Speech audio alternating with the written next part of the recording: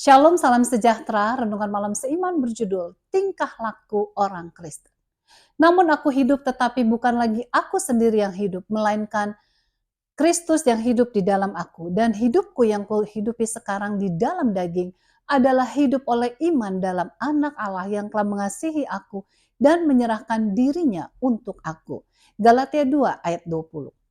Kehidupan kekristenan adalah suatu kehidupan yang baru. Sebab itu tingkah laku orang Kristen atau gaya hidupnya adalah gaya hidup seorang pengikut Kristus yang dapat timbul sebagai satu sambutan karena rasa syukur kepada keselamatan agung yang Allah telah berikan kepada kita masing-masing melalui pengorbanan Kristus di kayu palang.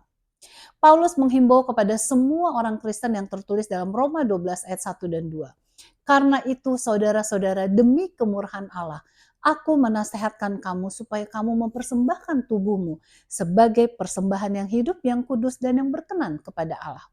Itu adalah ibadahmu yang sejati.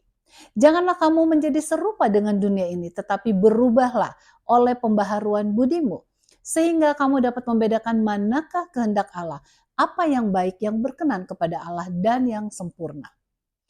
Oleh karena itu orang Kristen haruslah dengan sukarela menjaga dan mengembangkan kemampuan mental, jasmani, dan rohani agar mereka dapat menghormati pencipta dan penebus mereka. Kristus berdoa, aku tidak meminta supaya engkau mengambil mereka dari dunia, tetapi supaya engkau melindungi mereka daripada yang jahat. Mereka bukan dari dunia, sama seperti aku, bukan dari dunia. Yohanes 17 ayat 15 dan 16. Bagaimanakah seorang Kristen dapat sekaligus berada di dunia ini dan juga terpisah daripadanya? Bagaimanakah gaya hidup orang Kristen yang berbeda dari dunia ini? Orang Kristen harus mempunyai gaya hidup yang berbeda, bukan hanya sekedar untuk berbeda, melainkan karena Allah telah menghimbau mereka untuk hidup menurut prinsipnya.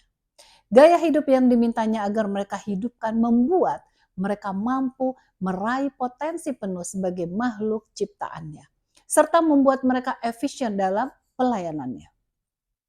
Menjadi orang yang berbeda, mereka patut memajukan misi mereka untuk melayani dunia, menjadi garam dunia dan meneranginya. Apakah gunanya garam apabila sudah menjadi tawar, atau terang jika tidak berbeda dari kegelapan? Kristus itulah teladan kita. Ia menghayati hidup yang demikian di dunia ini, sehingga orang banyak menuduhnya sebagai manusia pelahap dan peminum. Matius 11 ayat 19. Walaupun ia bukan seperti itu, ia secara konsisten hidup sesuai dengan prinsip-prinsip yang diterapkan Allah, sehingga tidak ada seorang pun yang dapat membuktikan ia telah berbuat suatu kesalahan. Yohanes 8 ayat 46. Kiranya gaya hidup kita masing-masing adalah suatu gaya hidup yang memberikan kemuliaan bagi nama Tuhan.